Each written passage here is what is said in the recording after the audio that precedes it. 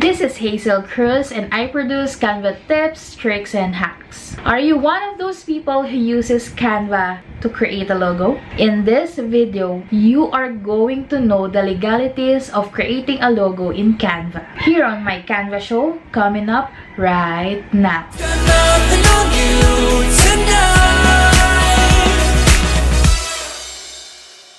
A logo is an extension of your business, and a logo differentiates you from your competitors. If the famous brands like Adidas, Nike, Apple, and many more don't have a logo, how can you imagine their brand would look like? How can you be able to know what their product is? In fact, first impression of your logo has the ability to define what the viewer thinks about your brand from that point forward. Honestly, when I first starting out, I care less about the licenses and the terms of use of the websites. But when my business started to grow, this where it all changed. And we can't deny that Canva is one of the best website or application that we can use to create tons of beautiful and easy designs. And you don't have to be an expert to use this. The question is, can you make a logo using Canva? The answer is yes, you can. Definitely can. But I personally wouldn't recommend it because of these following reasons. Number one, if we are going to create a logo for our business, for our brand, let's keep in mind that it can be placed to anything we want in the future without compromising the quality of the logo. The best format for a logo is the vector format,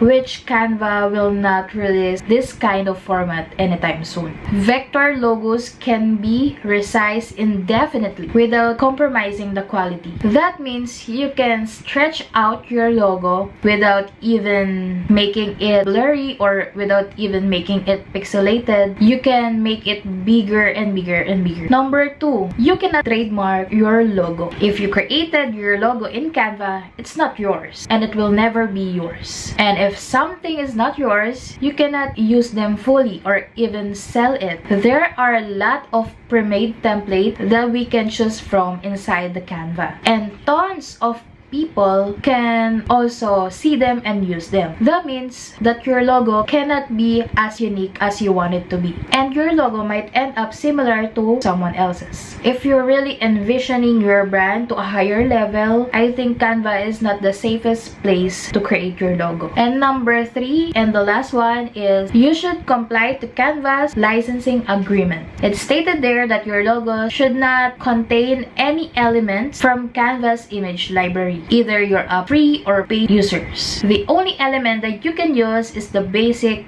shapes, lines, and the default Canva fonts. And yes, you can upload your own elements and use them to design your logo, given the fact that it is 100% yours, that you paid for it, and the elements that you will upload has no any copyright issues. Canva will never tolerate any copyright actions from its users, and Canva will not be liable for any of it.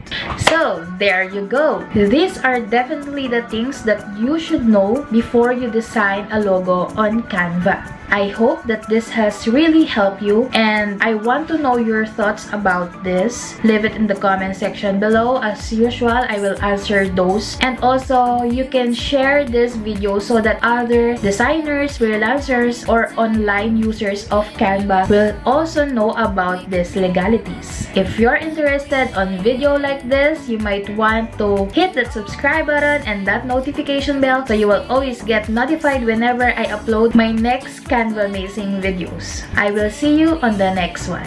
Bye!